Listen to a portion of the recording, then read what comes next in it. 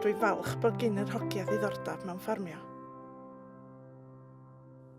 Ond sut ydw i'n mynd i rannu'r busnes rhwngthyn nhw? Mae'n siŵr fydd 'na genhedlaeth arall yn barod i ddechrau ffarmio cyn hir.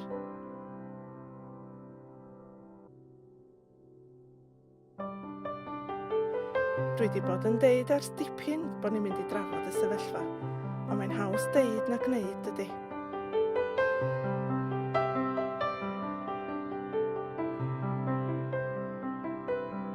Dechreuwch y sgwrs. Dyw bywyd ddim yn ddu a gwyn. Mae cyswllt ffarmio yma eich helpu. Dechreuwch y sgwrs.